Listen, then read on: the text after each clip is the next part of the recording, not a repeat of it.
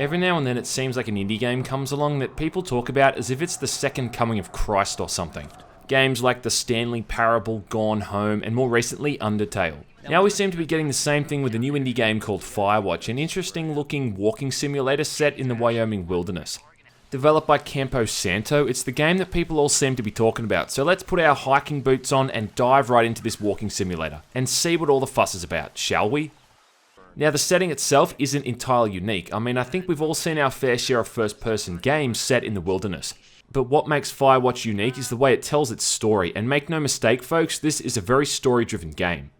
Through an interactive prologue sequence, we learn about a couple named Henry and Julia, and we're able to decide between one of two outcomes for various life events that occur between the two. As the story progresses, we learn that Julia begins showing early signs of dementia, which causes their relationship to fall apart. Unable to cope with the stress, Henry heads off to the Wyoming wilderness in 1989 to work as a fire lookout for the summer. His main point of contact with another lookout named Delilah. It's Henry, right? Yeah. I'm Delilah. At first, your only real goal or objective is to become familiar with your surroundings. You're given a compass and a map and head off to get the lay of the land. Soon into your tenure, you notice fireworks being set off and investigate to find a couple of teenage girls skinny dipping, and after scaring them off, you return to your tower to find the place ransacked, presumably by the aforementioned teenage girls.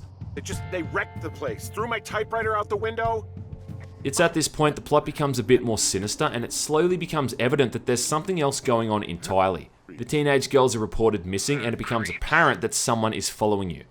The rest of the game continues on with this narrative, jumping ahead throughout the summer as the game explores your relationship with Delilah and the looming threat of an unseen predator. Firewatch has some moments that I guess you could call suspenseful, but there's only really a handful of moments in the game when this happens. Most of the time you're moving around in broad daylight, exploring new corners of the map as the campaign progresses. There's not even any real threat, as there's no enemies or even a way to kill yourself as far as I could tell. It's not like the way ahead is always blatantly obvious, but as long as you can read a map, which often highlights where you need to go anyway, it's not going to be difficult in the slightest. Initially your only gear is, as I mentioned, the compass and the map, but you eventually get ropes used to rappel down steep surfaces, then an axe and some other important items that may only require a single use. Aside from that, you'll also come across notes and other tidbits you can file away and read at a later time, though most of these are only pertinent when you initially find them. And the complete lack of any real puzzles means the game's only going to take as long to finish as you want it to. On a positive note, it's true that this is a fantastic looking game. I'd say a decent pair of headphones is a must, not only to fully appreciate the brilliant sound design, but also to increase the immersion. What I heard of the music was good as well, but there isn't very much of it, and the game relies on the atmosphere of the surroundings as its soundtrack. The level of detail with the wilderness is admirable, featuring lots of landmarks and distinguishable features, and the few interior areas also show off lots of attention to detail. It's a bit polarizing compared to the low quality of Henry's character model with his stumpy fingers and legs, but where it matters most, it's really an artistic and appealing game. And it's a good example of what happens when the Unity engine is put into the hands of people who know what the hell they're doing. Well, it sounds just perfect. The main focus on the game, though, is the relationship between Henry and Delilah. At first it seems like she's really just talking for the sake of talking, but as the campaign goes on, they start to have meaningful conversations. And she reveals a few things about her past that she's not too proud of, one of which has a direct correlation to the events in the game. Choosing a response is left up to the player. Often you've got 3 or so different responses, and there's also a timer that counts down so you don't overthink your response too much. You should tell whoever that I'm happy to be questioned. None of these really have any huge effect on the game, but it does affect the way Delilah responds and treats you. Pretty thick beard.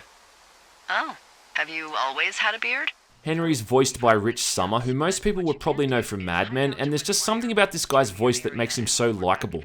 I could listen to him read through the periodic table and not get bored. Okay, I can do that. Where is it? I think what makes the dialogue so good is that they talk like actual people. It doesn't feel ham-fisted or forced most of the time. Can you believe you're actually getting paid to learn all of these amazing things? There are a few moments when some of the dialogue can come off a bit cringeworthy, usually during those dialogue selections when Henry and Delilah are flirting with one another, but that's really nitpicking more than anything else.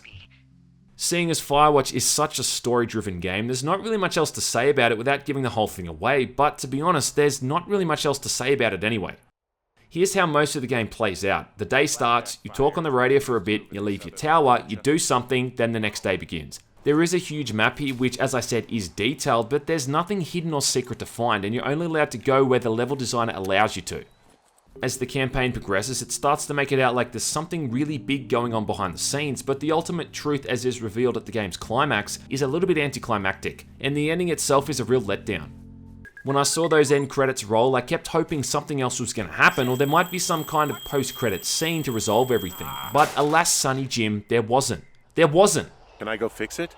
None of the dialogue choices you make change the ending, kind of killing any real point to replaying through it.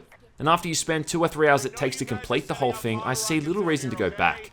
It's all just par for the course for what we've come to expect from these walking simulators. Most of these games are just 2 or 3 hour distractions where you move through a fairly preset path, enjoying some highly polished environments, listening to well written and voice acted dialogue before it all comes to an end.